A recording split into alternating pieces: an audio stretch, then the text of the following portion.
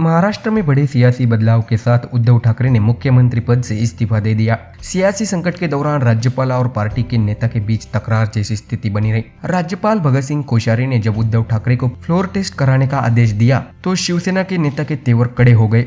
हालांकि पार्टी ने supreme court में इस फैसले को चुनौती दी, लेकिन फ्लोर टेस्ट को लेकर सुप्रीम कोर्ट ने भी उन्हें कोई राहत नहीं दी। दरअसल महाराष्ट्र के राज्यपाल ने बुधवार 29 जून को कहा था कि ठाकरे सरकार गुरुवार सुबह 11 बजे फ्लोर टेस्ट का सामना करे, जिसके बाद शिवसेना के नेता संजय राउत ने कहा था कि संविधान की धज्जियां उड़ाई जा रही है। खुद सीएम ने भी इस फैसले को लेकर अप्रत्यक्ष तौर पर नाराजगी जताई थी। उद्धव ठाकरे के इस्तीफे के बाद शिवसेना सांसद संजय राउत की पहली प्रतिक्रिया आई है। संजय राउत ने कहा कि महाराष्ट्र में जब भी नई सरकार आएगी उनसे यही अपेक्षा है कि राज्य के हित के लिए काम करे, सभी पक्ष उनका साथ देंगे। हालांकि उन्होंने आगे ये भी कहा कि हमें अपनों ने ही धोखा दिया है।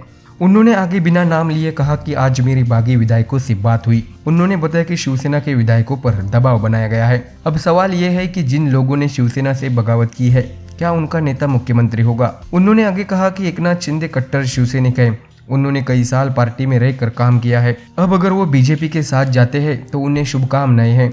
साथ ही संजय राउत ने बीजेपी पर तंज कसते हुए कहा कि मैं सब जानता हूं कि इसके पीछे कौन है और किसका हाथ है। राउत ने कहा कि ये पूरा देश जानता है और देख भी रहा है। ईडी नोटिस पर बात करते हुए राउत ने कहा कि कल मैं ईडी के सामने जाऊंगा। उन्होंने कहा कि सरकार का गठन हो न हो, किसी प्रकार का घटनाक्रम हो, मैं ईडी के सामने जाऊंगा, चाहे ईडी कोई भी कार्रवाई करे। उन्होंने बताया कि मेरी अभी शरद पवार से भी बात हुई है। उन्होंने मुझे कहा कि हम सब तुम्हारे साथ हैं और इसी के कारण मुझे अब कोई डर नहीं है। अब देखना होगा कि मुख्यमंत्री उद्धव ठाकरे के इस्तीफा देने के बाद बीजेपी द्वारा सत्ता का दावा किस तरह पेश किया जाता है, और देखना ये भी होगा कि शिवसेना के बागी नेता और विधायकों को सत्ता में कितना हिस्सा मिलता है। और भी वीडियोस देखने के लिए हमारे चैनल को सब्सक्राइब करें और बेल आइकॉन दबाइए।